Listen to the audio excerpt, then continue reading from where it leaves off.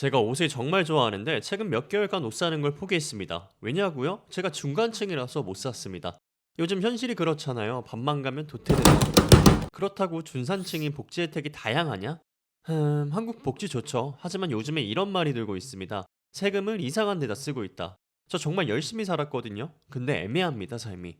슈카님의 영상 중 굉장히 핫했던 게 있죠.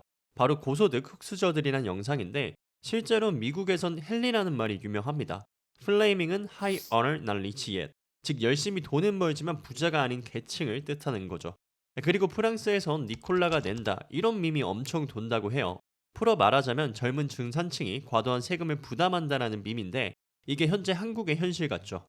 아마 많은 분들이 좀 공감을 하실 겁니다. 돈은 벌지만 왠지 모르게 쪼들리게 사는 중산층.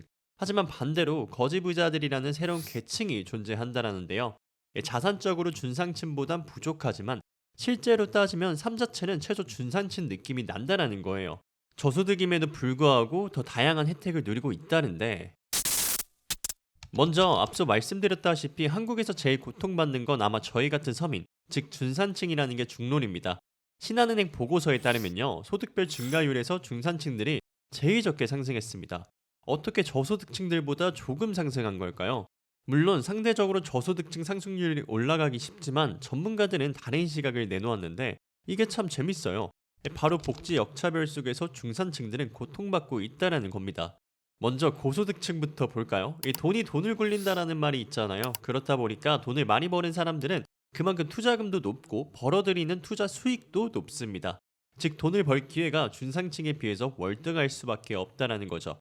반대로 저소득층 같은 경우는 근로소득 외에 정부 복지로 현금 지원, 세금 감면, 의료비 지원 등등 직간접적 수입이나 지출 감소 효과를 얻고 있다고 해요. 그럼 중산층들의 현실은 어떨까요?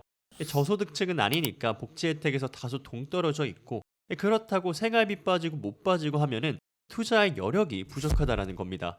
한 기사 인터뷰에 따르면요, 이 중견기업 A씨는 학자금 대출받아서 4년제 가서 열심히 일을 했지만 막상 집을 알아보니까 주거복지 정책 같은 경우 저소득층들에게만 해당이 돼가지고 오히려 연봉이 더 낮은 사람이 좋은 집에 살고 있다라고 해요. 즉 이러한 복지 역차별 속에서 많은 서민들이 실제로도 꽤나 힘들어 하는데 이러한 이유 때문이라도 중산층의 기준을 대폭 낮춰야 한다는 의견까지 나오고 있습니다. 그도 그럴 것이 아니 내 세금 내서 복지를 만들었으면 나도 혜택을 봐야 하잖아요. 근데 중산층들은 자신이 낸 세금만큼 효과를 못 본다라는 거죠. 이게 한국은 선별적 복지 위주이기 때문에 주기소득 100%가 넘으면 대부분 혜택을 못 받게 된다고 합니다. 그러니까 좀 세게 말하자면 내 돈 내고 남 좋은 일 시킨다는 거죠.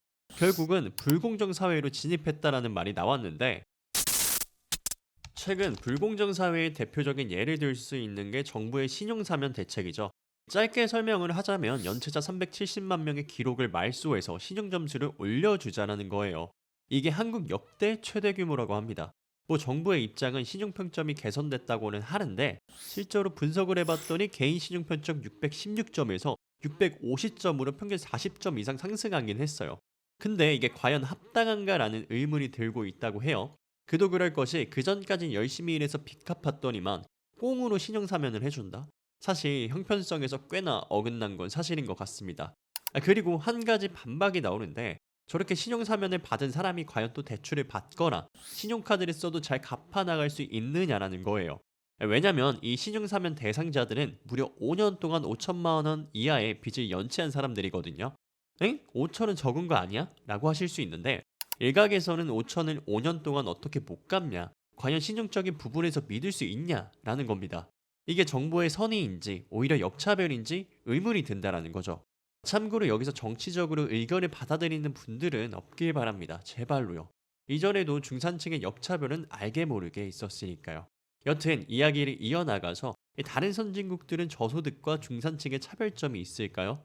유럽을 예로 들자면 있긴 합니다. 하지만 차이가 있는 게 복지 면에서는 미미하다라는 거예요. 이를 보편적 복지라고 전문가들은 말하는데 세금을 많이 걷는 대신 그만큼 중산층도 누릴 혜택이 많다고 합니다. 프랑스만 해도 소득 수준 관계없이 지급되는 가족 수당이 있죠. 심지어 자녀가 많을수록 받는 금액도 늘어난다고 하는데 서강대 교수가 이런 말을 했습니다. 잘 사는 나라일수록 중산층 가구가 많고 못 사는 나라일수록 양극화가 심하다. 중산층 가구가 늘어나려면 첫 번째 조건이 역차별 해소다라고요. 그만큼 한국은 선진국 반열에 올랐다고 해도 다른 선진국과 자꾸만 비교당하는 이유가 이러한 사소한 점에서 출발하지 않나 싶습니다.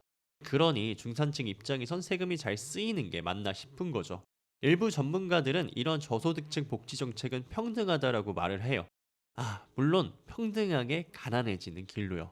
그리고 이러한 복지적 역차별은 하나의 사회적 문제를 야기한다고 하는데 바로 복지병이라는 겁니다. 쉽게 말해서 역차별을 당하는 중산층들도 결국은 일할 의욕은 줄고 세금에만 의존하는 현상인 거죠. 실제로 소련이 붕괴한 원인 중 하나가 이런 복지병으로 인한 경제 활력 저하에 있다고 합니다.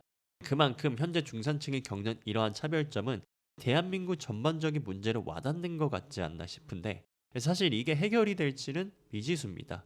이런 복지적 역차별을 받았으면 저소득층도 나아져야 되는 게 맞는 건데 OECD 자료를 보면은 22년 기준 한국의 상대적 빈곤율은 미국보다는 낮지만 영국, 스웨덴, 핀란드에 비해서 높았거든요. 과연 이게 인구 대비 맞는 걸까요? 아니면 잘 하고 있는 게 맞는 걸까요? 이제는 중산층도 다양한 혜택을 누릴 수 있는 보편적 복지 확대를 하거나 혹은 경제 활력성을 높이는 것만이 해답이 아닐까 하는데요. 하루빨리 다수가 원하는 사회가 만들어지길 바라며 이번 영상 마치도록 하겠습니다. 시청해주셔서 감사드리고요. 이상 내 머리 난리지였습니다. 감사합니다. Catch me on the downside, downside, downside. I be heading up in the wild, chillin' low key. Catch me on